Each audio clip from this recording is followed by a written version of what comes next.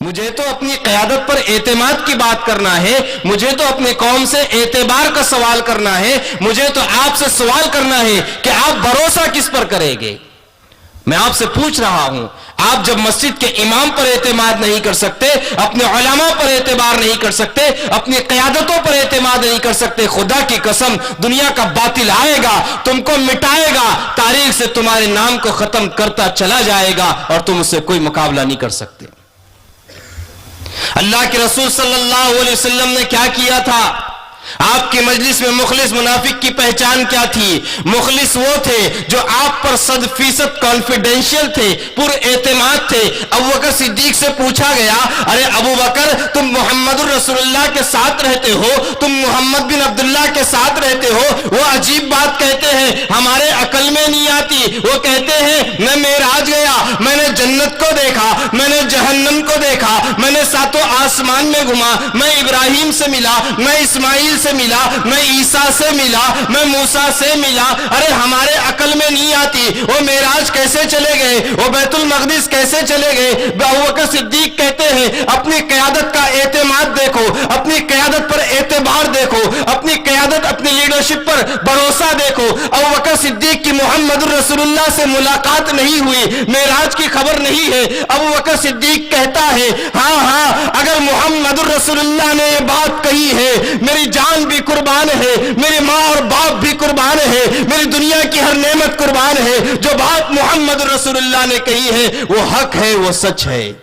یہ کانفیڈنس ہے، یہ اعتماد ہے۔ آپ کی قوم کو، آپ کی اور محمد رسول اللہ کے فدائین کو، قیامت تک آنے والے مسلمانوں کو سوال یا نشان دیا گیا، ہاں تم اعتماد ہونا چاہتے ہو یا بے اعتماد ہونا چاہتے ہو؟ آؤ عبداللہ بن ابی کو دیکھو، اس منافق کو دیکھو۔ امی عائشہ پیچھے رہ جاتی ہیں اور اپنے خدشات کو لگایا، ایک بات چلی، ایک بڑا طبقہ گمراہی کی طرف چل پڑا تھا، اعتماد کی قلت کی وجہ سے، اعتبار نہ ہونے کی وجہ سے۔ کس پر شک کیا؟ محمد رسول اللہ کی زوجہ پر، ارے امی جان حضرت عائشہ پر، جو سب سے زیادہ چہیتی بیوی ہے، جس نے محمد رسول اللہ کو سب سے زیادہ دیکھا، آپ کے علم سے سب سے زیادہ استفادہ کیا۔ میرے بزرگوں، میں نے مختصر کے ساتھ یہ واقعات اس لیے بیان کیے کہ اپنی قیادت پر اعتماد کرنا سیکھو، اپنے علماء پر بھروسہ کرنا سیکھو، ورنہ خدا کی قسم باطل آپ کو پہلے بے اعتماد کرے گا، پہلے آپ کو مارے گا، بعد میں علماء کو یہاں سے ختم کرے گا۔ اپنی قیادت پر اعتماد کرنا ہے، اپنے علماء سے اپنے رابطوں کو منسلک کرنا ہے، علماء کی رہبری میں چلنا ہے۔ جب تک تم علماء کی رہبری میں چلتے رہو گے، خدا کی قسم دنیا کا کوئی باطل تم کو نہیں مٹا سکتا۔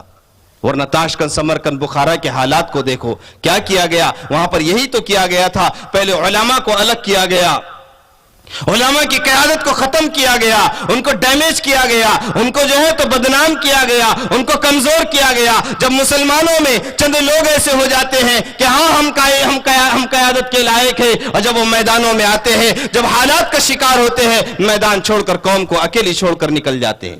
سینکڑوں واقعات آپ کو مل جائے گے۔ بہت لوگ آئیں گے جو آپ کو بتلائیں گے علماء یہ نہیں کرتے، سیاست علماء کا کام نہیں، کس کو گرانا کس کو اٹھانا یہ علماء کا کام نہیں۔ علماء مسجدوں کے امام ہیں، وہ صرف مسجدوں تک جمے رہے، ان کو اس میں کچھ نہیں سمجھتا۔ بہت لوگ آئیں گے، اس کے باوجود آپ کو یہ کہنا ہے نہیں، میرا ہر کام مولوی صاحب کے مشورے سے، ان کے اشاروں سے، ان کے حکم سے، میں ان کے حکم کا تابع ہوں۔ جو علماء کے تابع ہوگا، اللہ کی قسم اللہ تعالیٰ کا اور اس کے رسول کا غلام وہی ہوگا۔ جس میں اطاعت نہیں اس میں بغاوت ہوگی، جس میں اطاعت نہیں اس میں عداوت ہوگی۔ اطاعت اسی میں ہوتی ہے جو اطاعت و فرما بردار ہوتا ہے، وہی ترقی کرتا ہے، وہی منزل کو پہنچتا ہے۔ باغی لوگ اکثر راستوں میں ختم ہو جایا کرتے ہیں۔